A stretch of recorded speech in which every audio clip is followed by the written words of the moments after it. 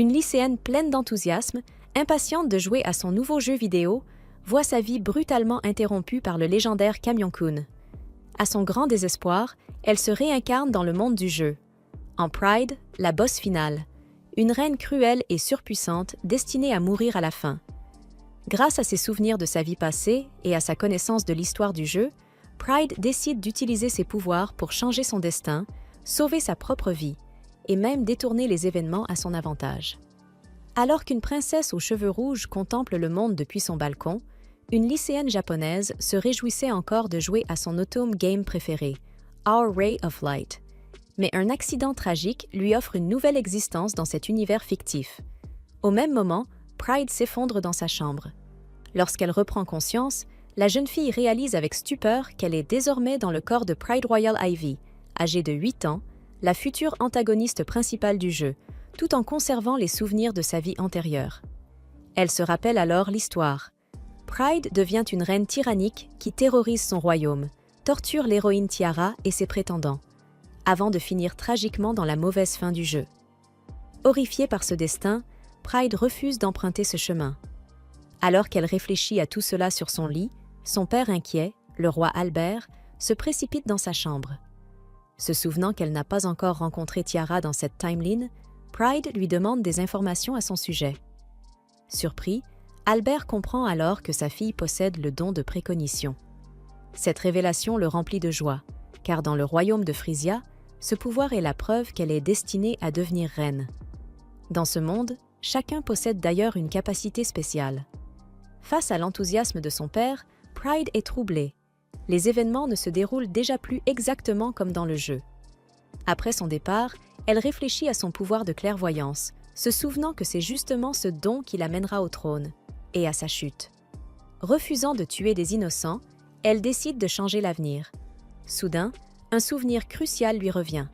Elle se précipite à la fenêtre de sa chambre. Malgré les cris paniqués des servantes, Pride se tient au bord et appelle son père, prêt à partir en calèche. Albert, choqué, lève les yeux vers elle. Pride lui crie que la roue de son carrosse est endommagée et que cela causera sa mort. À cet instant, une rafale de vent violente la déséquilibre, sous les hurlements de tous. Mais au dernier moment, un serviteur parvient à la rattraper, évitant de... Pride se souvient que, dans le jeu, elle n'avait pas pu prévoir cet événement à temps. Mais grâce aux connaissances de sa vie passée, elle a réussi à sauver son père dans ce monde.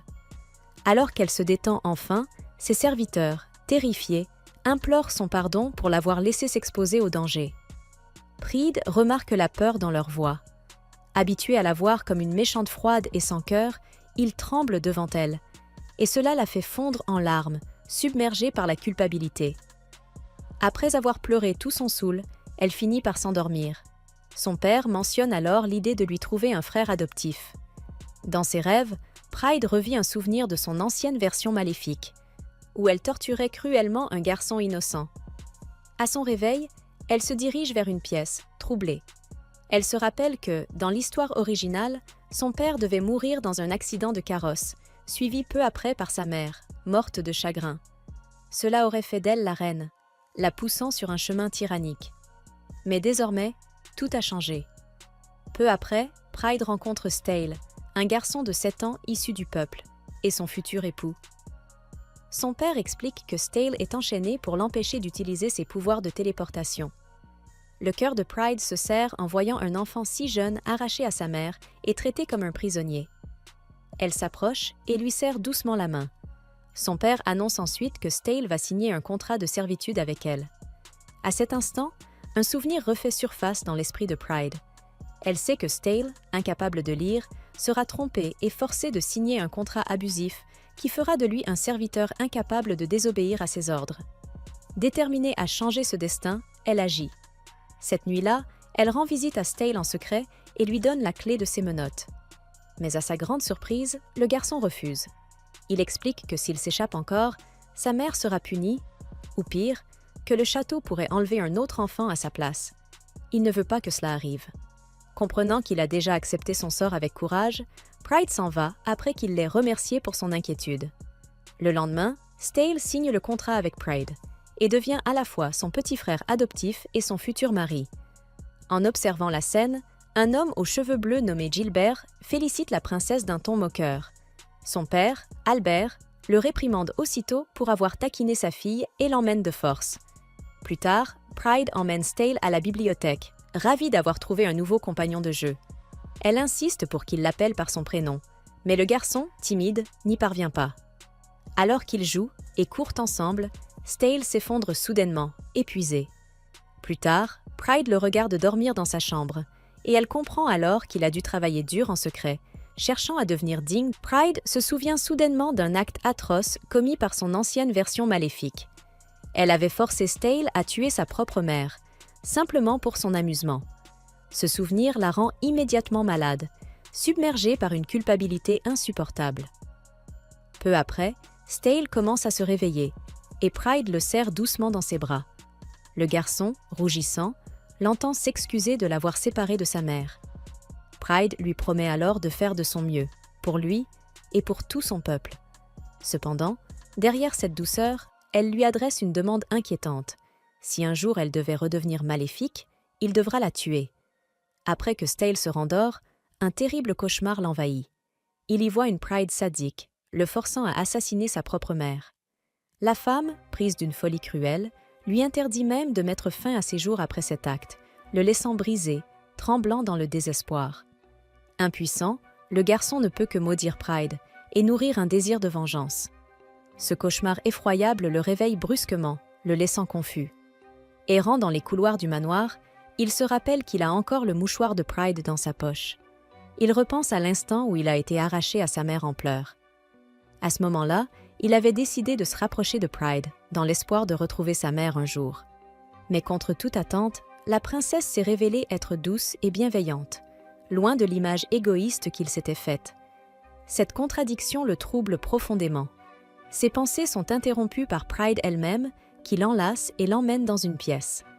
Là, elle lui remet une lettre de sa mère, remplie de mots chaleureux et d'amour. Les yeux de Stale s'emplissent de larmes, submergés par le manque. Son père adoptif, Albert, lui explique alors que sa mère reçoit une aide financière régulière et qu'il pourra échanger des lettres avec elle une fois par an, grâce à la demande spéciale de Pride. Comprenant que Pride enfreint les règles du palais pour lui, Stale se demande pourquoi une fille aussi gentille pense pouvoir devenir maléfique un jour. Il fait alors un serment silencieux. Il la protégera toujours et la rendra heureuse. Dans l'ombre, Gilbert observe les enfants avec un air mécontent. Plus tard, en repensant à cette expression, Stale se demande quoi écrire à sa mère. Grâce à ses pouvoirs, il se téléporte jusqu'à l'endroit où se trouve Gilbert et surprend ce dernier en train de répandre d'horribles rumeurs sur Pride. La colère monte en lui en entendant Gilbert la décrire comme une enfant égoïste et arrogante. Furieux, Stale retourne chez lui, réfléchissant à ce qu'il doit faire. S'il veut gagner la confiance des gens et dissiper les doutes sur Pride, alors il devra agir. Il s'habille avec soin, déterminé à gagner encore plus de crédibilité que le Premier ministre lui-même. Ailleurs, nous découvrons une femme blonde et élégante, Rosa, la reine actuelle et mère de Pride. Elle demande à sa fille Tiara si elle est impatiente de rencontrer bientôt son grand frère et sa grande sœur. Quelques jours plus tard, Pride assiste à un bal somptueux en compagnie de Stale. Rougissant, Stale complimente la beauté adorable de Pride, mais la réponse de celle-ci ne fait que le rendre encore plus embarrassé. Après leur entrée dans la grande salle, il rencontre la reine Rosa, qui annonce publiquement l'apparition de sa première fille, Pride. Pride et Stale la saluent, puis font la connaissance de Tiara, visiblement nerveuse. La foule est immédiatement charmée par la petite fille. Pride ressent une légère jalousie en voyant sa petite sœur attirer autant d'attention, mais elle la salue chaleureusement et tombe rapidement sous le charme de sa douceur. Stale s'avance à son tour et accueille Tiara, déclarant qu'ils forment désormais une grande famille et qu'ils soutiendront tous Pride, la future reine. Ces paroles gagnent aussitôt le cœur du peuple, qui comprend que Pride bénéficie du soutien de toute la famille royale. Peu après, la reine Rosa s'approche et annonce officiellement qu'elle a choisi Pride comme héritière du trône. Surprise, Pride écoute sa mère lui demander de se souvenir de cet instant pour toujours. Plus tard, alors que le banquet bat son plein, Gilbert s'approche de Tiara et Pride. Il se moque de Pride pour avoir été choisi à la place de sa petite sœur, mais Stale prend immédiatement sa défense avec loyauté. Les paroles acerbes du garçon rendent la scène tendue, au point d'effrayer Pride et Tiara. Pendant ce temps, Rosa observe avec soulagement, persuadée que le futur sombre qu'elle avait vu pour sa fille Pride a disparu. Un peu plus tard, Pride est abordé par Roderick, le capitaine des Chevaliers impériaux. Celui-ci semble impressionné par son élégance, tandis que ses parents affichent un sourire rempli de fierté. 3 années paisibles passent après cet événement. Pride observe Stale s'entraîner à l'épée contre un chevalier. Sa sœur Tiara lui demande alors quelle est sa relation avec lui. Pride répond simplement qu'ils finiront probablement par se marier. En entendant cela, Stale est pris au dépourvu, trébuche et se fait renverser. Alors que Tiara essuie son visage, Pride lui adresse un sourire, pensant que, comme dans le jeu, Stale est peut-être déjà tombé amoureux de l'héroïne Tiara. Gêné, Stale détourne le regard pour éviter celui de Pride, qui semble avoir mal interprété la situation. Puis, avec calme, elle se tourne vers le chevalier et lui demande une faveur. Peu après, Pride commence à s'entraîner avec le chevalier, surprenant tout le monde par son talent à l'épée. Apparemment, sa capacité spéciale lui permet d'apprendre n'importe quelle technique après l'avoir vue une seule fois. En la voyant combattre avec autant de grâce, Stale se sent découragée, se demandant si elle a vraiment besoin de lui pour la protéger. Mais Pride le rassure, lui affirmant qu'elle aura toujours besoin de lui si elle manque de force, ce qui le motive à continuer à s'entraîner. Elle sourit en observant cette scène paisible, se demandant intérieurement quand viendra sa fin en tant que méchante. Plus tard, les chevaliers impériaux saluent Pride pour une inspection. Elle demande au vice-capitaine Clark où se trouve Roderick. Clark lui explique que le capitaine est avec de nouvelles recrues, en train de s'entraîner lors d'exercices conjoints avec un royaume allié. Alors que Pride observe l'entraînement, une terrible nouvelle arrive soudainement. Roderick et les recrues ont été attaqués par des ennemis. Tandis que Clark se prépare à aller les aider, Pride demande à l'accompagner. Ils se rendent dans une salle équipée d'un dispositif de communication. Roderick, furieux, ne comprend pas pourquoi la princesse s'implique dans une tâche aussi dangereuse. Mais Pride insiste. Elle veut sauver autant de vies que possible. Elle apprend alors que les renforts les plus proches mettront 30 minutes à arriver sur le champ de bataille. Sans hésiter, elle demande à Stale de téléporter des provisions sur place. Grâce à cela, les soldats peuvent se rééquiper et retrouvent leur courage pour continuer à se battre. Roderick est surpris par la puissance de Stale, et Pride demande à Clark de garder cette capacité secrète. Alors que les troupes se réorganisent, Pride apprend que le terrain est instable. Cela lui rappelle un détail crucial. Il s'agit d'une falaise cachée qui va s'effondrer, tuant tous ceux qui s'y trouvent.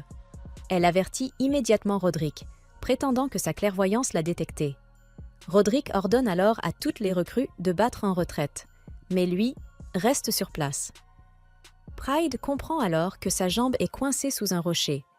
Pire encore, à cause de sa capacité spéciale qui le rend immunisé contre les attaques d'épée, il ne peut même pas se couper la jambe pour s'échapper. La situation semble désespérée. Tous se préparent au pire. C'est alors qu'un jeune homme aux cheveux argentés, Arthur, supplie son père de continuer à se battre. Roderick retient les ennemis pour permettre aux recrues de fuir, tandis que Clark coupe la communication pour protéger le palais. Arthur est anéanti, et Pride se sent impuissante en voyant les blessures s'accumuler sur le corps de Roderick. Alors que tout espoir semble perdu, Pride prend une décision. Elle rassure Arthur. Elle sauvera son chevalier, quoi qu'il en coûte. Puis, elle demande à Stale de la téléporter sur le champ de bataille. Stale et les chevaliers refusent de mettre en danger la princesse héritière. Mais Pride, déterminée, refuse de rester en arrière pendant que ces hommes risquent leur vie pour survivre à quoi qu'il arrive. Pride déchire sa jupe pour gagner en mobilité et est téléportée sur le champ de bataille. Elle annonce sa présence aux soldats et commence immédiatement à frapper et à trancher. Tout le monde regarde, choqué, alors que la princesse apparemment fragile élimine seule les forces ennemies. Puis, elle regarde autour d'elle et aperçoit un homme se cachant derrière un arbre. Pride attrape cet homme et l'emmène à Roderick, à qui elle dit de le tenir fermement. Elle murmure quelque chose à l'oreille de l'homme mystérieux, tandis que des rochers tombent de la falaise qui s'effondre. Dans le royaume, Arthur fait un cauchemar sur sa situation actuelle. La princesse sans cœur Pride avait laissé son père et les recrues mourir, et son seul commentaire sur l'affaire était que Roderick était un capitaine inutile qui avait coûté quelques hommes insignifiants. Arthur se mettrait en colère face à ce traitement froid et ingrat et deviendrait plus tard chevalier pour venger son père. Cependant, maintenant, il observe les débris se dégager de la falaise tombée. Une étrange boîte de pierres à proximité s'ouvre, contenant Pride, Roderick et l'homme étrange, tous sains et saufs. Après la bataille, l'homme mystérieux est capturé, et les soldats commencent à se réorganiser. Ils se demandent qui est la jolie jeune fille avec le capitaine et sont choqués d'apprendre qu'il s'agit de leur future reine, Pride. À l'intérieur du palais, les chevaliers et Arthur sont soulagés que la bataille se soit terminée sans aucune perte. Styles se sent terrible d'avoir laissé Pride se battre et jure de devenir plus fort pour la protéger. Sur le champ de bataille, Roderick propose d'emmener Pride en lieu sûr, ce qu'elle refuse, disant qu'elle doit s'assurer que tout se passe bien. Cependant, cette fois, le capitaine chevalier obéissant n'accepte aucun de ses ordres et soulève la princesse imprudente et téméraire dans ses bras avec colère. Pride réalise qu'il est en colère, mais se souvient alors qu'elle avait déchiré sa jupe. Tous les chevaliers présents rient en voyant leur princesse rougir furieusement de honte. Plus tard, les chevaliers sont rassemblés par Pride dans une pièce privée. Là, ils discutent de tout ce qui s'est passé sur le champ de bataille. Roderick demande comment la jeune princesse a pu utiliser une épée et un pistolet, et Pride répond qu'elle a observé certains chevaliers s'entraîner avec, choquant tout le monde avec son pouvoir de triche, lui permettant d'apprendre après une seule observation. Roderick s'interroge également sur la raison pour laquelle elle est venue personnellement l'aider, disant que si elle était morte par sa propre imprudence, le royaume serait tombé dans les ténèbres. Bien que Pride trouve ces paroles raisonnables, elle sent toujours qu'elle aurait agi pour sauver son chevalier ou tout autre soldat ordinaire. Elle rappelle également à Roderick que, bien qu'il aurait pu mourir dignement, sa mort signifierait que moins de personnes seraient protégées par lui à l'avenir. Cela choque les chevaliers, qui adhèrent à sa logique. Ainsi, Pride déclare fermement qu'elle est une future reine qui se battra toujours pour son peuple, ce qui fait taire tout le monde. Puis, lentement, les chevaliers commencent à remercier leur princesse couronnée d'avoir sauvé leur capitaine, Roderick.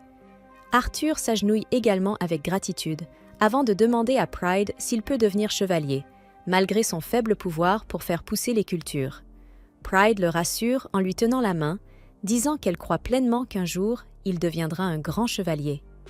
Non loin, Stale observe la scène avec jalousie. Alors qu'Arthur est soulagé par sa confiance, Pride lui demande de l'arrêter si un jour elle devenait mauvaise. Cela choque Arthur.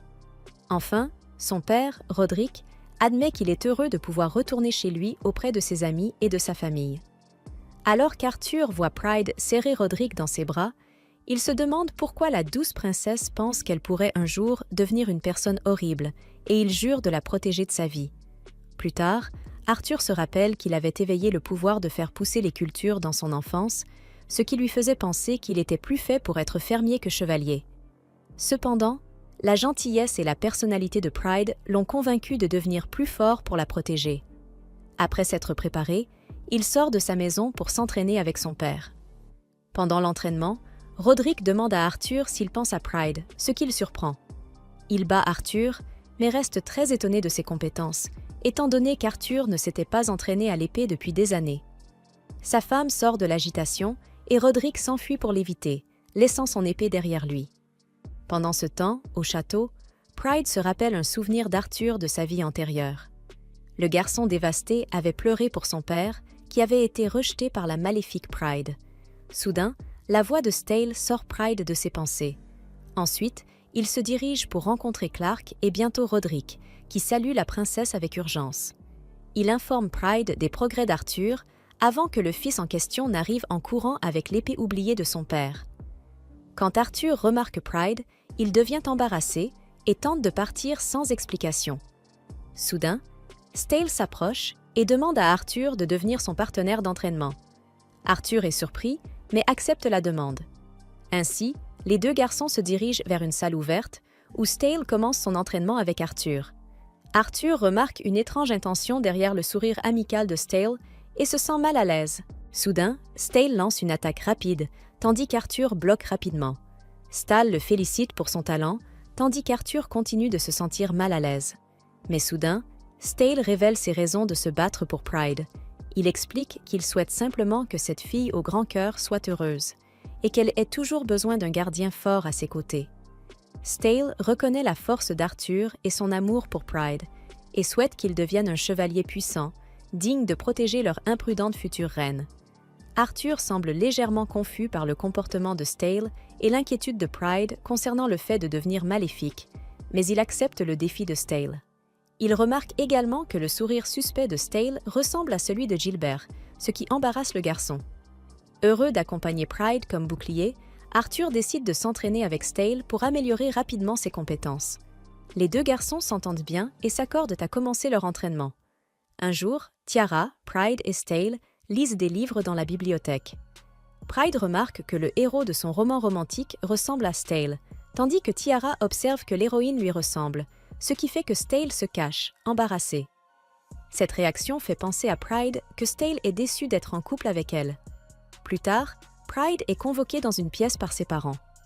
Il révèle que le criminel du champ de bataille a été identifié et qu'il était impliqué dans la vente d'informations sur leurs royaumes alliés, permettant à des ennemis de tendre une embuscade à leurs forces. Alors que les gardes amènent le criminel nommé Val, qui possède le pouvoir de la Terre, Rosa demande à Pride de rendre son jugement. Pride réfléchit un instant et se prépare avant d'annoncer que l'homme doit soit être exécuté pour ses crimes, soit vivre comme serviteur s'il aide le royaume à retrouver des otages. Pride demande directement à Val son avis sur son sort, et il accepte de vivre comme serviteur. Rosa approuve le jugement de Pride et lui remet le contrat. Ainsi, Pride commence à énoncer les lois du contrat, qui obligent Val à obéir à la famille royale et à ne jamais recourir à la violence. Ensuite, Stale rencontre Pride à l'extérieur et lui demande de le laisser participer à toutes les réunions importantes à l'avenir. Pride accepte et ils vont rendre visite à Val. Pride met Val en colère avant de lui ordonner de protéger Tiara si elle se trouve en danger, ou de se tourner vers Pride pour obtenir de l'aide s'il en a besoin. Alors qu'un serment maudit est levé, Pride se demande si elle a fait le bon choix. Stale demande à Pride pourquoi elle a laissé partir un criminel aussi horrible, et Pride lui répond que, puisque ce serment l'oblige de toute façon à obéir, elle ne veut pas ôter sa vie sans raison. Il sourit, impressionné par sa magnanimité. Cependant, Tiara demande à Pride si elle est un fardeau pour elle. Pride explique alors qu'elle veut simplement protéger sa précieuse sœur. Elle tient les mains de Tiara et de Stale et leur dit combien elle les aime, souhaitant vivre heureuse pour toujours avec eux. Quelque temps plus tard, Stale et Arthur s'apprêtent à commencer une nouvelle séance d'entraînement. Arthur est surpris lorsque Tiara et Pride viennent les observer. Après un peu de combat, Pride apporte des couronnes de fleurs qu'elle et Tiara ont confectionnées, présentant 2 couronnes qu'elle a spécialement choisies pour les garçons. Pride leur offre des compliments sincères et leur montre son affection, ce qui fait rougir les 2 garçons. Puis, constatant qu'il n'y a pas assez de fleurs pour Pride, les 2 garçons posent leur couronne sur sa tête. Pride sourit et leur donne une fleur à accrocher sur leur tête avant de partager sa couronne avec sa petite sœur. Après cela, Arthur fait ses adieux à Pride et aux autres, se préparant pour son examen de chevalier. Maintenant âgée de 13 ans, Pride est heureuse de s'être installée dans une nouvelle vie. 2 ans plus tard, Arthur termine sa formation de chevalier et son examen, et reçoit personnellement sa chevalerie des mains de Pride elle-même. Beaucoup plus mature, Arthur embrasse son épée, accomplissant enfin sa promesse de devenir le gardien de Pride. Plus tard, Arthur retrouve Stale, qui semble de mauvaise humeur après qu'on lui a dit que son sourire ressemblait à celui de Gilbert. Arthur rit avant de lui offrir un cadeau. En l'ouvrant, Pride et Tiara arrivent et voient qu'Arthur a apporté une paire de lunettes de soleil. Elle se demande pourquoi il a choisi ce cadeau et il explique que cela convient au Stale mature. Les enfants sont interrompus par Gilbert, qui rend visite à Pride. Il demande son aide pour une affaire particulière, ce qui la surprend. Mais soudain, son père, Albert, surgit de nulle part et emmène Gilbert. Pride explique à Stale que Gilbert tente de faire passer une loi permettant à la famille royale de traquer et surveiller certains utilisateurs de pouvoirs particuliers. Cette loi lui semble intrusive et Pride la rejette. Elle pense alors à quelque chose et demande à Stale de la téléporter là où se trouve Gilbert. Ils apparaissent à l'extérieur d'une pièce où l'on peut entendre Gilbert se disputer avec Albert.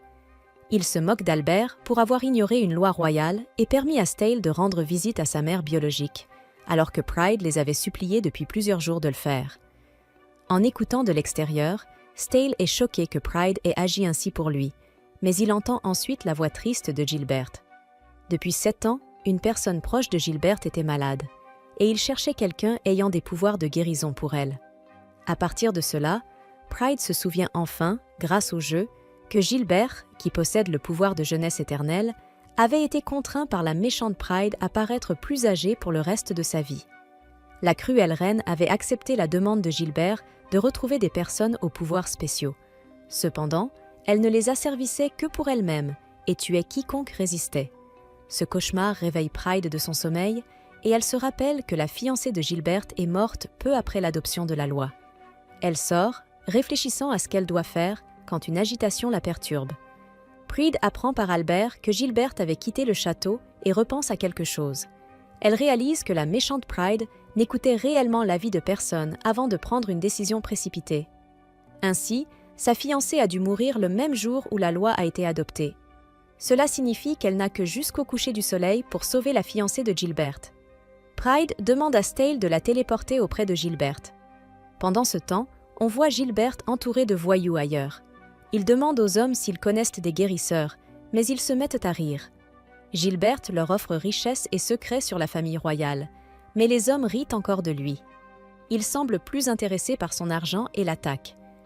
Bien que Gilbert soit un noble et capable de se défendre, le nombre d'assaillants le met en danger. Heureusement, Pride et Stale arrivent juste à temps pour vaincre tous les ennemis. Stale fait face à Gilbert et Pride l'avertit qu'elle a prévu la mort de sa fiancée. Cela bouleverse Gilbert, qui se remémore tous ses souvenirs avec elle. Maria était la jeune fille d'un conte, toujours malade et alitée. Elle s'échappait parfois de sa maison pour passer du temps dehors, et lors d'une de ses escapades, elle rencontre Gilbert. Gilbert emmène cette douce jeune fille vers une vue magnifique en dehors de la ville, et ils tombent amoureux. À partir de ce moment, Gilbert la rencontre régulièrement. Malheureusement, il apprend un jour que Maria est fiancée. Cela brise le cœur de Gilbert, mais Maria lui dit qu'il est le seul qu'elle aime vraiment. Ainsi, après avoir travaillé dur pour devenir chancelier du royaume, Gilbert se rendit chez Maria avec une proposition que sa famille ne pouvait pas refuser. Cependant, peu de temps après leur fiançailles, Maria tomba gravement malade, ce qui brisa complètement Gilbert. Alors qu'il se remémore tout cela, Stale pointe une épée sur sa tête pour le crime d'avoir trahi la famille royale. Gilbert tombe à genoux tandis que Stale le rabaisse violemment, insultant même sa pauvre fiancée pour ses fautes. Pride intervient alors pour l'arrêter, son cœur bienveillant compatissant à la situation de Gilbert. Elle remercie Stale d'avoir veillé sur elle, puis réconforte Gilbert en lui annonçant que lui et sa fiancée sont pardonnés. Plus tard, au château, Tiara rencontre Pride et lui demande des nouvelles de la situation de Gilbert. Alors qu'elle discute, Gilbert fait irruption dans la pièce, paniqué, en criant à l'aide. Pride part immédiatement et demande à Stale de la téléporter auprès des chevaliers. Là-bas, elle rencontre Arthur, à qui elle demande une immense faveur. Pride s'inquiète qu'Arthur prenne une décision aussi importante pour elle, mais le chevalier est prêt à aller jusqu'à mourir pour elle. Elle se retourne et aperçoit une version adulte de Stale, mais sans le temps d'expliquer, elle lui demande de les téléporter jusqu'à l'endroit où se trouve Gilbert. Ils apparaissent dans une chambre où Maria, très malade, est allongée sur le lit. Pride demande à Arthur de poser sa main sur la jeune femme mourante et révèle que son pouvoir ne consiste pas à faire pousser des cultures, mais à soigner les êtres vivants. Gilbert observe alors que Maria reprend rapidement des couleurs et se lève du lit. Les deux amoureux s'enlacent, et la situation est sauvée grâce aux connaissances futures de Pride concernant le pouvoir d'Arthur. Plus tard, Pride apprend que Gilbert a transformé Stale en une version adulte de lui-même afin qu'il puisse se déplacer plus rapidement. Gilbert remercie Pride d'avoir sauvé celle qu'il aime et lui avoue tous ses péchés. Pride lui demande s'il est prêt à confesser ses fautes à ses parents, avant de lui dire qu'elle le libérera de sa culpabilité. Elle demande ensuite à toutes les personnes présentes d'oublier tout ce qu'elles ont vu et entendu à propos de Gilbert, ce qui le choque profondément. Il se demande alors s'il a été pardonné, mais Pride a prévu une punition pour ses graves crimes. Elle lui ordonne de continuer à vivre avec son immortalité et de servir fidèlement le royaume en tant que chancelier, ce qui fait fondre Gilbert en larmes face à tant de miséricorde. Pride sait que Gilbert peut vivre éternellement, et s'il choisit de le faire, il sera un atout précieux pour le royaume. Gilbert accepte avec joie et jure de tenir sa promesse. Pride semble quelque peu désolé pour la punition, mais cela ne dérange pas Gilbert. Au contraire, il fait quelque chose que les deux admirateurs de Pride, Arthur et Stale, n'ont jamais osé faire. Gilbert embrasse sa main, puis son pied et sa jambe, une ancienne coutume pour montrer une loyauté absolue. Les deux garçons observent la scène avec jalousie et envie, tandis que Gilbert accomplit ce geste envers la belle princesse. Gilbert et Maria jurent alors leur loyauté envers le royaume en reconnaissance de la bonté de Pride, et l'affaire est définitivement close. Plus tard, Arthur parle avec Stale dans une pièce. Stale lui demande s'il pourra continuer à être chevalier après avoir découvert son pouvoir, ou s'il devra devenir guérisseur à la place. Malgré tout, Arthur reste convaincu qu'il sera toujours un chevalier puissant. Puis, Arthur change de sujet et demande à Stale s'il accepte que Gilbert ait été pardonné, ce à quoi il répond oui. Cependant, le chevalier n'est pas totalement convaincu et pousse Stale à être honnête. Le garçon, en colère, commence alors à exprimer sa frustration face au fait que la princesse ait laissé partir Gilbert malgré toutes les horribles choses qu'il a dites sur elle. Il a l'impression de ne pas assez protéger Pride, mais Arthur se précipite pour le rassurer. Il lui explique qu'avant même qu'il ne connaisse Pride, la ville était remplie de rumeurs malveillantes à son sujet. Cependant, ces rumeurs ont fini par disparaître avec le temps, clairement grâce aux efforts de Stale. Arthur lui dit ensuite qu'il a protégé Pride autant qu'il le pouvait, mais qu'il ne doit pas s'attendre à pouvoir la protéger tout le temps. Pour le rassurer, il lui propose de la protéger lui-même lorsque Stale ne sera pas là. Stale est surpris et complimente Arthur pour sa maturité, mais ce dernier rejette le compliment en disant qu'il était encore pire à l'âge de Stale. Stale a alors l'impression d'avoir été trop faible et décide de ne plus jamais se montrer vulnérable ni pleurer. Cela choque Arthur, qui se demande s'il pourra vraiment tenir cette résolution. Mais Stale affirme qu'il attendra d'avoir 18 ans pour exprimer ses véritables sentiments à Pride. Arthur accepte et le soutient, et les deux garçons renforcent encore davantage. Plus tard dans la nuit, un groupe assiste au mariage de Gilbert et Maria. Là-bas, Tiara demande à Stale s'il déteste vraiment Gilbert ou non.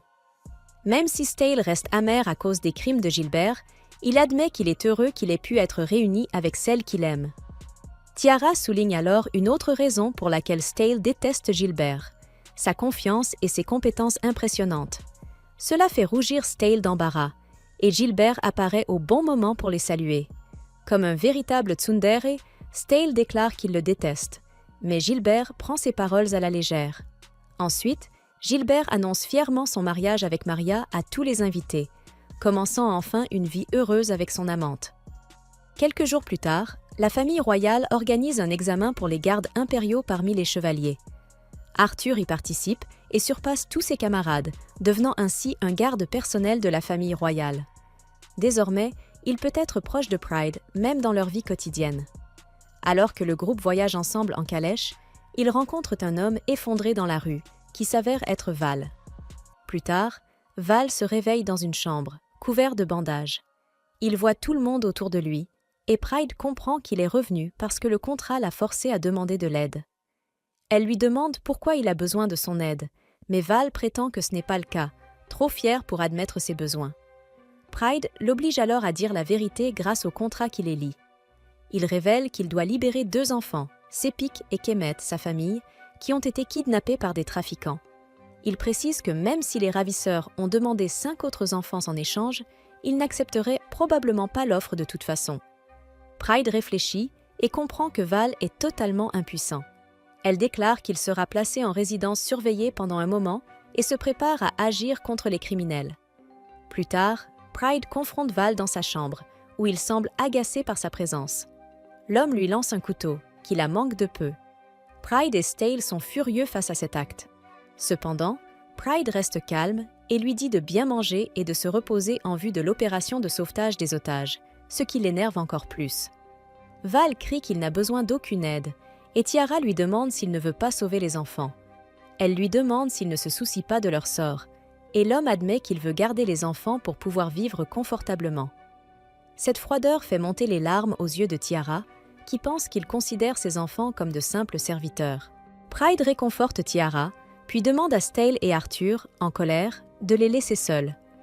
Elle se demande pourquoi Val veut sauver les enfants avant de lui demander comment il les a rencontrés. Val révèle que les enfants étaient simplement des orphelins vivant dans sa maison abandonnée. Apparemment, ils ont commencé à le suivre pour se protéger, l'agaçant par leur présence constante. Pride comprend que Val est irrité par eux, mais se demande alors pourquoi il s'inquiète autant. Val commence à lui en dire plus sur les enfants. Sefek est une jeune fille capable de projeter de l'eau pour protéger Kemet, un petit garçon qui suit toujours sa sœur. Alors qu'il évoque ces détails, Pride remarque qu'il tient à eux et lui demande s'il est inquiet. Val répond que non, et elle lui demande alors ce qu'il considère comme précieux. L'homme répond que seul l'argent et la vie comptent pour lui.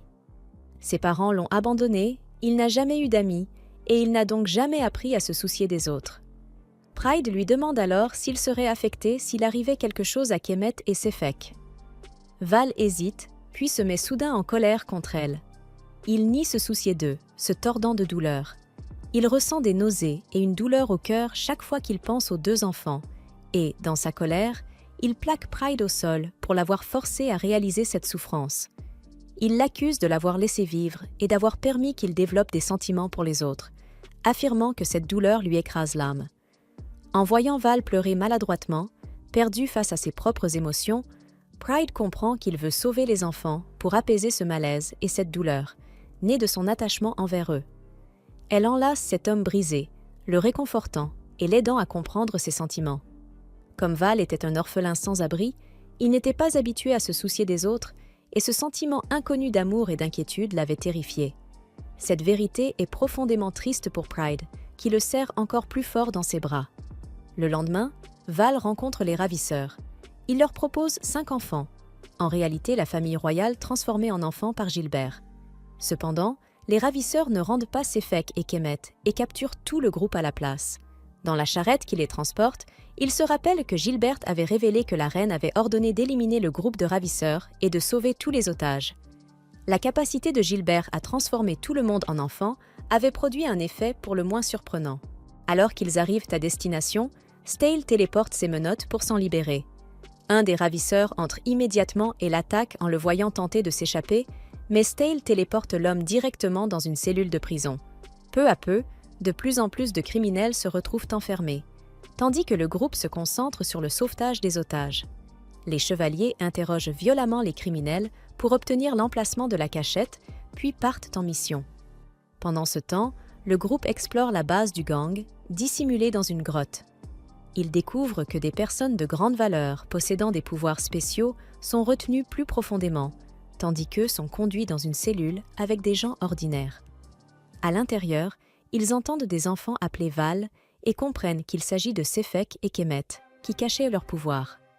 Pendant ce temps, au fond de la grotte, Stale explore les lieux avec Val. Ils trouvent une cellule de haute sécurité et libèrent tous les prisonniers, avant que Stale ne remarque une étrange lumière brillante à proximité.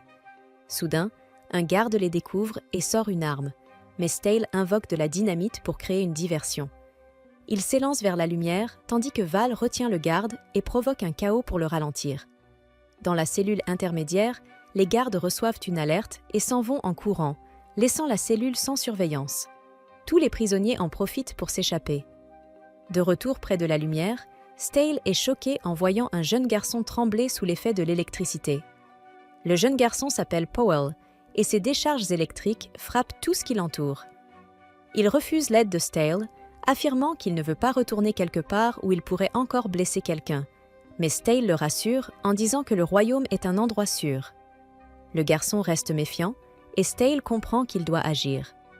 Avançant pas à pas malgré les décharges électriques qui le frappent, Stale lui parle du nouveau souverain bienveillant du royaume de Frisia, qui a promis d'en faire un lieu meilleur pour tous. Le garçon est bouleversé de voir Stale supporter une telle douleur pour s'approcher de lui, et finit par se calmer, perdant toute hostilité. Ainsi, Stale parvient à le téléporter vers un endroit sûr, mais seulement après avoir été gravement blessé et s'être évanoui. Pendant ce temps, les chevaliers royaux arrivent au camp intermédiaire pour prêter main forte. Cependant, les gardes parviennent à capturer Val en otage, tandis que Gilbert tente de les repousser. Alors que les chevaliers partent à la recherche de Stale, le chef des gardes, un homme doté du pouvoir de manipuler des chaînes pour attaquer, capture à la fois Arthur et Val avec une prise implacable. La situation semble désespérée, car les chevaliers refusent de mettre en danger leurs propres alliés. Mais soudain, Pride surgit et tranche les chaînes avec son épée. Elle défie courageusement l'homme, qui est surpris par sa force brute et son habileté. Pensant livrer un bon combat, il se retrouve rapidement dominé, et Pride ordonne à un chevalier d'exécuter le criminel. Soudain, une explosion à l'extérieur de la grotte secoue tout le monde. Alors que le groupe se précipite dehors, Val entend dire que l'explosion a créé un énorme cratère où 2 enfants ont été aperçus. Inquiet, il se dépêche d'y arriver au plus vite. Lorsqu'il atteint enfin l'endroit, il retrouve Sefek, mais ne voit aucune trace de Kemet. Sefek lui montre des décombres sous lesquels Kemet est coincé. Val regarde à travers un trou dans les ruines et appelle Kemet. Heureusement, le garçon est en vie et peut respirer grâce à cette ouverture. Cependant, la situation reste critique, car il doit être sorti avant que d'autres débris ne s'effondrent sur lui. Pride tente d'aider Val, mais la grotte tremblante devient de plus en plus instable. Val refuse son aide et lui demande de sortir, souhaitant garder cette affaire personnelle. Pride respecte sa décision et s'en va, tandis que Val bloque le passage avec des rochers. Une fois dehors, Pride retrouve Sefek. La jeune fille est dévastée de savoir que sa famille est encore à l'intérieur, mais elle est impuissante. Un petit jet d'eau éclabousse un chevalier, qui l'empêche de retourner dans la grotte. Pride réfléchit à ce qu'elle peut faire pour Kemet et Val, et Gilbert lui dit que Kemet possède peut-être la capacité de sauver la situation. Elle retourne alors vers les décombres, ce qui surprend Val. Pride lui dit de tendre la main et de saisir celle de Kemet, ce qu'il fait, tout en se demandant comment elle compte l'aider à les sortir de là. Mais une fois qu'il attrape la main de Kemet, Pride lui ordonne de manipuler toute la grotte et de détruire les rochers qui bloquent l'enfant. Val pense qu'elle est devenue folle, mais il ressent soudain une puissance incroyable qui lui permet d'activer les roches de toute la grotte et de détruire les décombres. Fou de joie, il enlace le petit Kemet terrifié, tandis que Pride comprend que le pouvoir naturel de Kemet est d'amplifier les capacités des autres. Cela explique pourquoi Sefek pouvait créer de puissants jets d'eau avec lui, mais seulement de petits jets lorsqu'elle était seule. Alors que la grotte commence à trembler de plus en plus, Val crée un navire de pierre pour transporter le groupe hors de la grotte en train de s'effondrer. Alors que le groupe pousse un soupir de soulagement à l'extérieur, non loin de là, des individus suspects les observent. Ils semblent surpris que tout le monde ait réussi à s'en sortir vivant, avant de lancer encore plus de bombes en contrebas. Ces explosions piègent Sefik sur une falaise qui commence à s'effondrer. Val crie son nom et se précipite pour la projeter en sécurité, mais il tombe lui-même lorsque la falaise cède. Alors qu'il chute vers une mort certaine, l'ancien criminel sans cœur se demande à quel moment il s'est autant attaché à ses 2 enfants. En repensant au passé, il se souvient que, après être rentré chez lui suite à sa punition, il avait trouvé 2 enfants vivants dans sa vieille maison abandonnée. Les enfants semblaient lui faire confiance et ont commencé à le suivre partout pour se protéger. Val les trouvait agaçants, mais ne les a jamais chassés. Peu à peu, il s'est attaché à eux et leur a même donné leur nom. Lorsque Sefik a appris à utiliser son pouvoir pour créer de l'eau et le vendre, ils ont commencé à vivre confortablement tous les 3. Mais un jour, leur bonheur a pris fin lorsque des trafiquants ont enlevé les 2 enfants. Lié par son contrat avec Pride qui lui interdisait d'attaquer quiconque, Val n'a pu que regarder, impuissant, alors qu'on lui arrachait sa seule famille. De retour au présent, Val semble prêt à mourir, mais il est choqué lorsque la future reine saute et fait un étrange signe.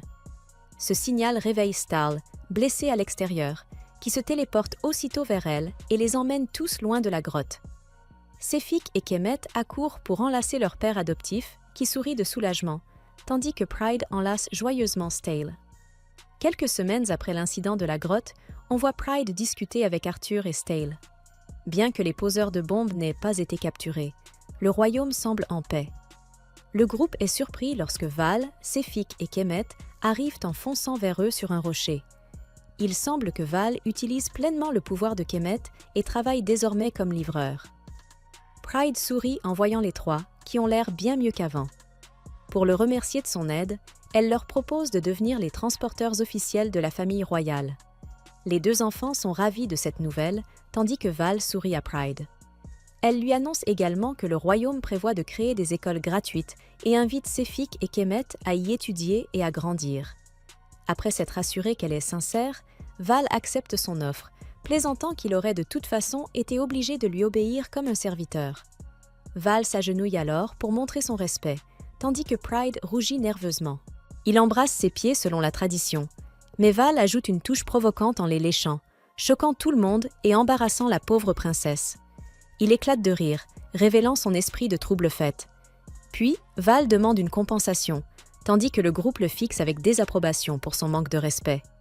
Pride boude légèrement, mais accepte. Stal lui dit qu'elle n'a pas besoin de le faire, mais Val rappelle au groupe qu'il est complètement fauché. Alors que Pride s'apprête à partir, Val suit le groupe en la taquinant au sujet de son prince jaloux. Arthur s'énerve lui aussi, ce qui pousse Val à le provoquer également. Il se moque de Pride en disant qu'elle est entourée de garçons timides et inexpérimentés, et lui propose de lui offrir bien plus qu'eux. Bien sûr, Pride rejette immédiatement ses avances audacieuses avant de se préparer à partir. Val redevient finalement sérieux et remercie Pride d'avoir invité ses enfants à rejoindre son école. Plus tard, Pride regarde Arthur affronter Gilbert, mais il se fait rapidement dominer. Gilbert le plaque au sol sans difficulté et Stale l'encourage. Cependant, Gilbert propose soudainement d'enseigner une technique secrète à Arthur s'il parvient à le toucher. Cela motive aussi Stale, qui décide de combattre Gilbert aux côtés d'Arthur. Gilbert accepte de faire face aux deux garçons en même temps. Alors que le combat devient plus intense, Pride encourage ses deux protégés, avant d'être surprise par le retour de Val. Val est étonnée de voir les garçons se battre sérieusement pour elle, mais Pride corrige son malentendu. Tiara se lève alors pour jouer avec Sefik et Kemet, et leur offre également du gâteau. Les enfants sont ravis, et alors que Tiara part manger avec eux, Val commence à les suivre, mais prend instinctivement la main de Pride. Arthur et Stale, oubliant leur combat sous l'effet de la jalousie, le remarquent immédiatement. Se rendant compte de son geste, Val lâche aussitôt sa main et s'en va, agacée. Pride reste confuse face à son comportement, tandis que le petit Kemet lui demande s'il déteste ou aime Pride. Val nie avoir des sentiments pour elle, mais se remémore tous les moments où elle l'a confrontée et aidée. Même la jeune Sefik peut voir son visage rougir de loin. Toujours perplexe, Pride décide de se concentrer sur les encouragements qu'elle donne aux garçons. Mais en leur adressant des paroles pleines de douceur, elle les déstabilise tellement qu'ils en perdent leurs moyens, à la fois nerveux et heureux. Cependant, lorsque Pride leur demande de gagner pour elle, leurs regards s'illuminent de détermination et ils se relèvent aussitôt. Cela surprend Gilbert, habituellement calme, qui comprend que leur amour pour Pride renforce leur motivation. Les deux garçons se lancent à l'attaque et cette fois, ils parviennent à vaincre le redoutable expert en combat. Plus tard, épuisés, ils s'effondrent et discutent de leurs sentiments pour Pride. Arthur se souvient que, même dans la grotte, c'était Stale qui avait utilisé sa téléportation pour sauver Pride de la falaise. Il se sent triste et indigne d'être son protecteur, mais Stale lui dit de garder la tête haute. Il lui rappelle que pendant qu'il était inconscient, c'était lui, Arthur, qui avait foncé au combat pour protéger Gilbert et Pride. Ces paroles redonnent confiance à Arthur, et Stale lui assure qu'il peut se sentir en sécurité tant qu'il est à ses côtés. Arthur se relève et réalise à quel point il a changé, passant d'un enfant pleurnichard à un chevalier fort. Les deux garçons sont interrompus lorsque Pride arrive en courant avec un mouchoir. Elle les soigne et essuie leur sueur en leur adressant des paroles douces qui font chavirer leur cœur. Stale repense à tout cela, heureux de pouvoir protéger Pride.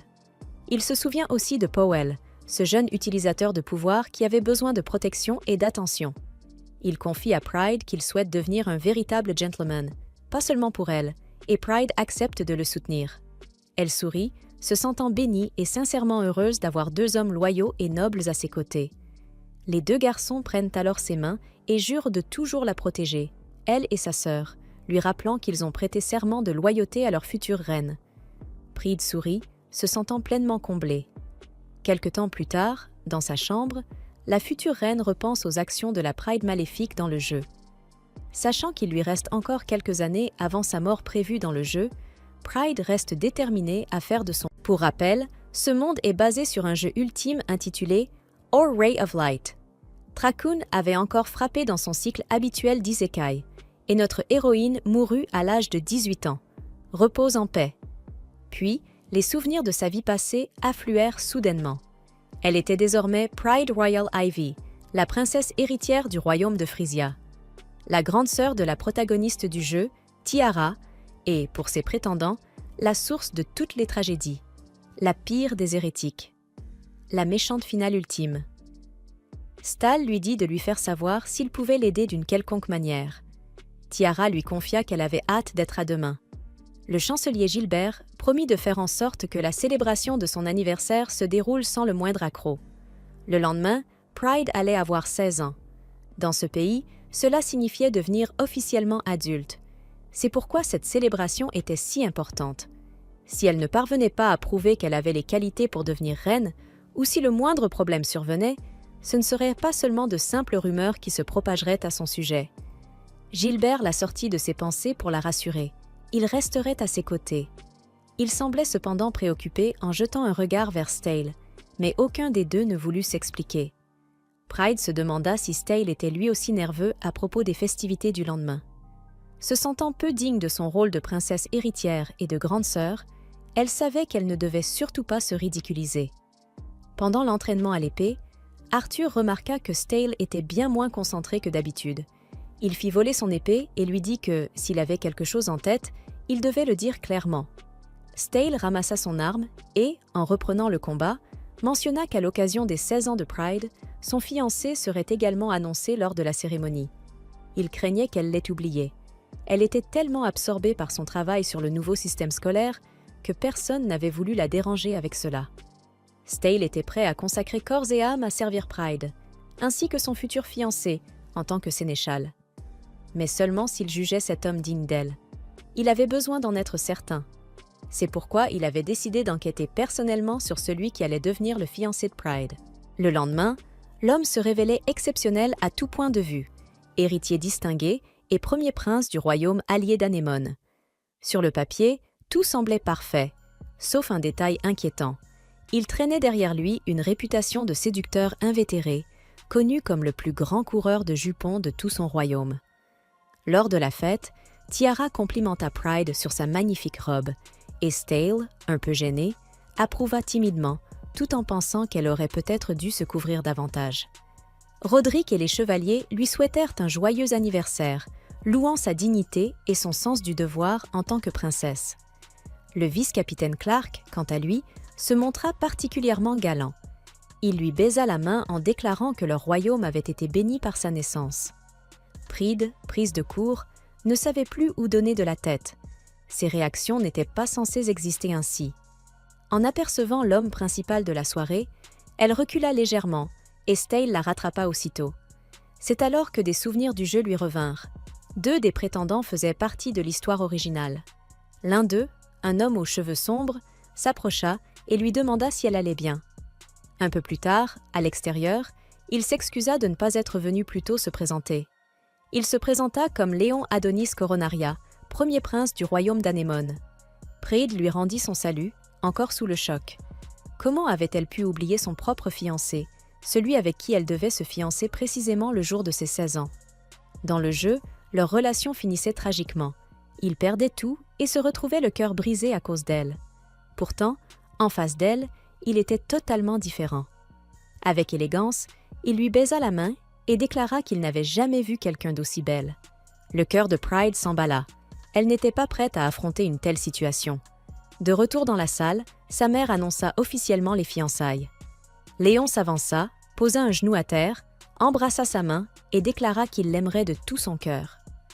Tandis que la foule applaudissait avec enthousiasme, certains proches, eux, semblaient bien moins ravis. À partir de ce moment, Léon resterait 3 jours au château avant de repartir, puis reviendrait 1 semaine plus tard pour s'y installer définitivement en tant que fiancé de Pride. Les 10 jours à venir s'annonçaient décisifs, car dans le futur qu'elle connaissait déjà, cet homme finirait par la fuir, suppliant qu'elle le laisse en paix. Elle lui disait doucement « Ne sois pas comme ça, Liang. Ta fiancée adorée est venue te rendre visite. » Lui, tremblant de peur, répétait sans cesse « Je t'aime, je t'aime », la voix brisée par la panique. Et elle éclatait de rire, répondant avec une tendresse cruelle qu'elle l'aimait aussi.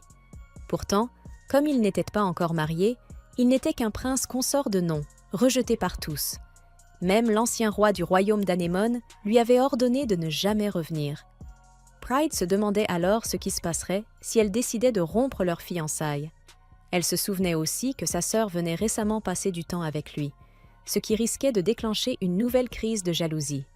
Pour protéger Tiara, il assurait à Pride qu'il ne ressentait rien pour sa sœur, jurant qu'il n'aimait qu'elle. Et Pride adorait le voir pleurer ainsi. Ce visage désespéré, c'était son préféré. Elle se promettait de ne jamais abandonner son petit jouet si adorable. Mais s'il osait la tromper encore une fois, elle le laisserait éviter toute punition, lui seul. Le rêve étrange qu'elle avait fait la nuit précédente la troublait profondément. Lors d'une promenade avec Léon, celui-ci lui confia qu'il se sentait chanceux de pouvoir passer du temps avec elle. Léon était un prince remarquable, possédant toutes les qualités nécessaires pour devenir un grand roi. Pourtant, les rumeurs sur ses nombreuses aventures s'étaient répandues partout, le poussant à être rejeté par son propre royaume, avant d'être fiancé à la redoutable et cruelle reine Pride. Finalement, dans le futur qu'elle connaissait, il serait tellement brisé par elle qu'il développerait une peur intense des autres. Il perdrait tout statut et toute influence, ne restant qu'un prince de nom. Il n'y avait donc, logiquement, aucune romance entre eux dans le jeu. Alors qu'il faisait une pause, Léon la rapprocha doucement de lui et murmura « Je t'aime plus que tout au monde ». Elle ne pouvait pas supporter ça. Son attitude de séducteur faisait des ravages. Dans sa vie passée, elle n'avait jamais attiré l'attention, n'avait jamais été l'intérêt amoureux de qui que ce soit. Même après sa réincarnation, elle avait l'impression que personne ne pouvait réellement l'aimer. C'était trop pour elle. Mais malgré tout, elle devait se ressaisir. Elle devait accepter ses avances, ne pas fuir, et gagner sa confiance avant qu'il ne reparte. Elle se répéta intérieurement d'oublier sa nervosité, sa timidité, car après tout, ses murmures d'amour n'étaient que des mensonges. Dans sa chambre, ce soir-là, Pride reçut une visite inattendue. Val était là, accompagné de Séphik et Kemet. Avec son habituel ton désinvolte, il lança « Salut, princesse, t'es devenue plutôt jolie ». Puis, fidèle à lui-même, il ajouta qu'elle n'avait toujours pas autant de forme qu'il l'aurait imaginé. Il lui remit ensuite une correspondance venue du royaume de Yaburon, ainsi qu'une lettre de félicitations pour ses fiançailles. Après avoir discuté un moment de son fiancé, dans un soupir à peine dissimulé, Val finit par lui proposer quelque chose d'aussi inattendu que sérieux. Si elle ne voulait pas se marier, il pouvait l'emmener loin d'ici. Après tout, il était son serviteur. Il lui suffirait d'un mot pour l'aider à fuir. Elle pourrait découvrir une liberté totale, vivre une vie en fuite comme elle n'en avait jamais connue. Et selon lui, subvenir aux besoins de 3 enfants ne serait rien avec ses capacités. Pride se mit à rire doucement. Ce n'était pas la réaction qu'il attendait. Elle venait simplement d'imaginer que vivre une vie en fuite avec lui ne serait pas si désagréable. Si elle disparaissait en tant que reine, Tiara pourrait monter sur le trône sans danger, choisir librement son futur époux parmi Arthur, Stal, le prince Léon et les autres prétendants. Et ensemble, ils mèneraient le royaume vers la paix. Mais elle ne pouvait pas accepter cette main tendue. Même en étant la pire reine possible, la future boss finale de ce monde, elle avait appris à aimer ce royaume et son peuple. Elle voulait lutter contre le destin jusqu'au bout. C'était ici qu'elle voulait rester, en tant que reine, jusqu'à la fin. Elle remercia Val sincèrement, ajoutant que si jamais elle venait à perdre sa place un jour, elle serait heureuse qu'il l'accueille. Val attrapa alors sa main et déclara avec fermeté « Il n'y avait pas de « si ». Il lui suffirait de donner un ordre et il l'emmènerait immédiatement. Surprise, Pride accepta cette promesse. Si un jour cela devenait nécessaire, elle comptait sur lui. Alors qu'il s'apprêtait à partir avec les enfants, elle lui confia qu'elle était vraiment heureuse de l'avoir dans sa vie. Val leva la main vers son visage, mais se ravisa au dernier moment, se contentant de lui tapoter doucement la tête. Puis il lui dit que le jour où elle voudrait vraiment tout abandonner, il s'assurerait de passer le reste de sa vie à lui offrir un endroit où vivre à ses côtés. Finalement, Pride emmena Léon visiter la capitale. Il trouva Frisia absolument magnifique, admirant chaque détail avec émerveillement. Mais les voir ensemble provoqua un profond malaise chez Stal. Il ne pouvait s'empêcher de penser que Léon jouait un rôle, affichant une perfection de façade, alors qu'au fond, il le considérait comme un simple séducteur. Il remarqua aussi qu'Arthur tremblait de manière incontrôlable. Plus tard, Stale se téléporta discrètement auprès de lui pour lui parler en privé. Arthur ne cachait pas sa colère. Il détestait l'idée que Pride épouse le prince Léon. Bien qu'il comprenne l'importance des mariages royaux, il était convaincu que cet homme n'était pas digne d'elle. Stale tenta de le calmer, mais Arthur refusa d'écouter. La frustration le submergea au point qu'il écrasa une chaise d'une simple pression de la main. Ses sourires faux et inquiétants, cela le mettait hors de lui. Tout cela lui semblait anormal. Stale, de son côté, était sous le choc. Il n'avait jamais réalisé qu'il faisait semblant de sourire depuis le début. Encore, si ce n'était que Léon. Mais pourquoi sa propre sœur aussi? Il ne comprenait pas. Le lendemain, alors que Léon s'apprêtait à repartir, Pride lui demanda de ne pas oublier leur promesse. Le prince afficha une expression troublée. Stale voulut demander de quelle promesse il s'agissait, mais il fut interrompu par l'arrivée bruyante de Val. Celui-ci apportait de nombreux cadeaux de la part de la première princesse du royaume de Yabran pour l'anniversaire de Pride. Il mentionna également une requête secrète qu'elle lui avait confiée, quelque chose d'inattendu. Et pourtant, pour Pride, tout cela était parfaitement normal. Grâce aux souvenirs de sa vie passée, elle possédait désormais la lucidité nécessaire pour agir. Elle en était convaincue. Elle était la seule capable. Stale traversait les couloirs, plongé dans ses pensées après ce qu'il venait d'entendre de la reine. La raison pour laquelle le prince Léon avait été choisi comme fiancé de Pride, c'était que, malgré l'existence d'un deuxième et d'un troisième prince dans le royaume d'Anémone, elle estimait que seul Léon lui convenait. Le roi d'Anémone partageait également cet avis. Mais pour Stale, cette explication ne tenait pas vraiment debout.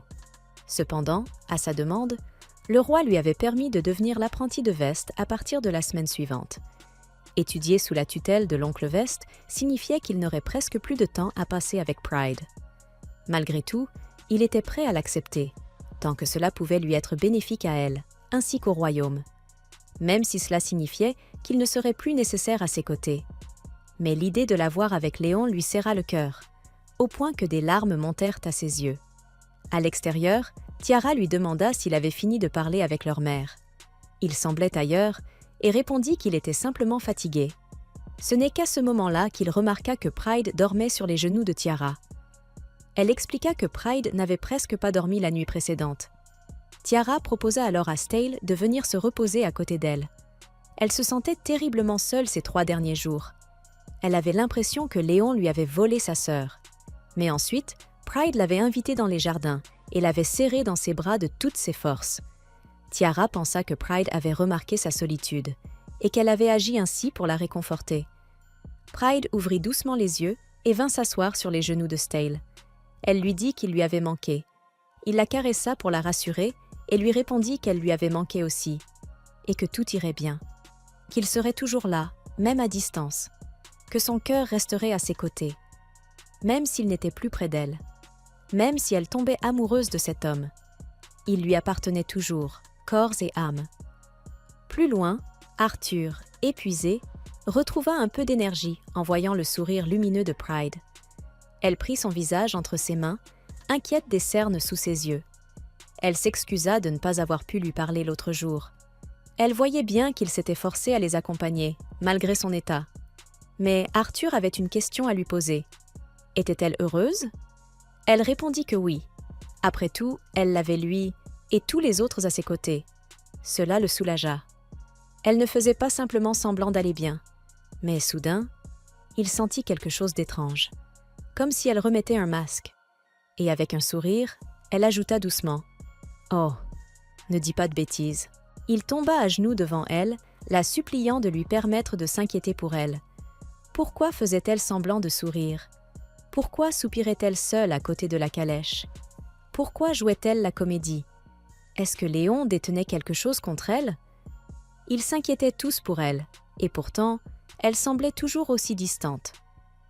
Elle s'excusa, les remercia pour leur inquiétude, mais affirma une fois de plus qu'elle allait bien.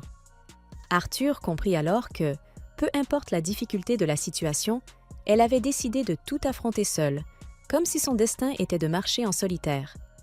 Il voulait protéger son sourire. Il lui dit que si l'homme choisi pour être à ses côtés était quelqu'un qu'elle aimait, alors il resterait près d'elle pour protéger leur bonheur.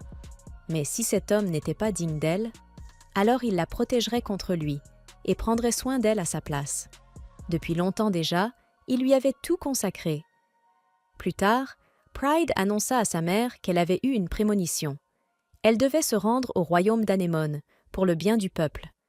Elle et Tiara rendirent ensuite visite aux 2 garçons dans leur établissement thermal. Ils avaient déjà entendu parler de cette mission et étaient heureux de pouvoir collaborer avec elle. Tiara, cependant, demanda sérieusement ce que Pride comptait faire à Anémone. Son ton, inhabituellement grave, surprit tout le monde. Elle se demandait si cela avait un lien avec ce que Pride leur cachait. Tiara savait qu'elle était impuissante. Elle n'osait même pas demander à l'accompagner. Mais elle voulait au moins lui offrir son soutien moral. Tous étaient prêts à écouter ce qu'elle avait à dire, même si ce n'était qu'une hypothèse. Personne ne la jugerait, même si les choses ne se déroulaient pas comme prévu. Tiara voulait simplement qu'elle ouvre son cœur. La veille au soir, Léon lui avait parlé. Pride lui avait alors fait signe de s'approcher. Puis, sans détour, elle lui avait dit que s'il voulait aller plus loin avec elle, cela ne la dérangeait pas. Après tout, ils étaient pas fiancés. Mais au moment où il s'approcha pour l'embrasser, il s'arrêta. Elle lui dit alors que ce n'était pas nécessaire dans leur relation. Elle lui assura que tout allait bien. Il avait été irréprochable ces 3 derniers jours. Tout le monde reconnaîtrait en lui le fiancé parfait. Mais il ne comprenait pas ce qu'elle voulait dire. Alors elle fut claire. Il n'avait pas besoin de jouer un rôle devant elle. Il n'avait pas à se mentir à lui-même, ni à prétendre qu'il y avait de l'amour entre eux. Désormais, les rôles inversés, elle lui demanda de lui faire une promesse. En échange, elle garderait pour elle ce qui s'était passé cette nuit-là, et dès le lendemain, il pourrait recommencer à jouer le rôle du couple parfait. Elle lui rappela qu'elle était la princesse aînée de Frisia, première dans l'ordre de succession au trône, et qu'elle possédait un pouvoir particulier, la clairvoyance. Elle était la seule personne au monde à connaître ses véritables désirs. Elle lui demanda alors de ne pas quitter le château pendant toute une semaine après son retour dans son royaume.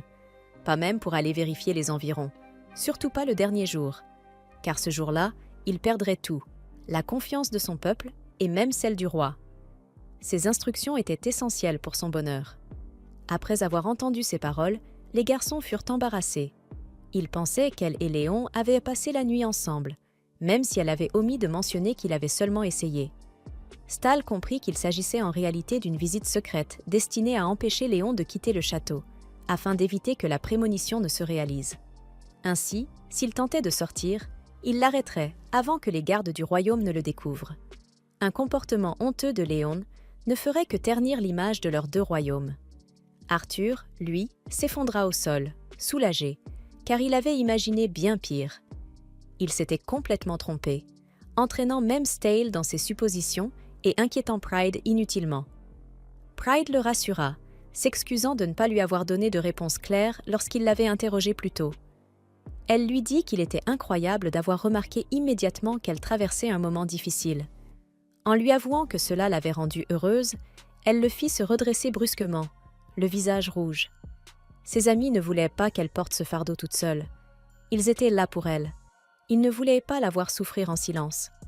Pendant ce temps, à Anémone, Léon repensait aux avertissements de Pride, ainsi qu'aux paroles de son père, qui lui répétait qu'en tant que premier prince, il devait montrer l'exemple à ses frères et tout faire pour devenir un roi digne des attentes de son peuple. Depuis son plus jeune âge, sa vie avait été entièrement consacrée à apprendre ce qu'il fallait pour devenir roi. Et pourtant, une question le hantait toujours. Qu'est-ce qu'un roi véritablement désiré? Son père l'emmenait souvent devant le peuple, où les foules l'acclamaient et le couvraient d'éloges. Ce fut pour lui une véritable révélation. Il voulait être aimé du peuple. Il voulait qu'on le désire, qu'on le convoite, lui et personne d'autre. Mais son jeune frère le mit en garde, critiquant ses pensées dangereuses, les qualifiant de quête d'attention, de narcissisme et de possessivité. De telles étiquettes pouvaient ruiner sa réputation. Léon n'oublierait jamais le choc qu'il ressentit en entendant ces mots. Il savait qu'il devait se débarrasser de ses émotions dérangeantes, et il se força même à ne pas quitter le château pendant un temps. Mais au fond de lui, son corps et son âme continuaient de les réclamer. Un autre de ses frères lui suggéra alors de se consacrer aux relations sociales avec la haute société. Suivant ce conseil, il fréquenta les jeunes femmes de son âge. Mais très vite, il remarqua chez elle les mêmes désirs qu'il redoutait en lui-même. Besoin d'attention, narcissisme et possessivité. Cela l'effraya profondément. Il fut horrifié de réaliser qu'il avait dirigé de tels sentiments envers le peuple qu'il avait juré de protéger. Au final, il ne pouvait leur offrir ce qu'elles attendaient de lui. Et la rumeur selon laquelle il était un séducteur se répandit.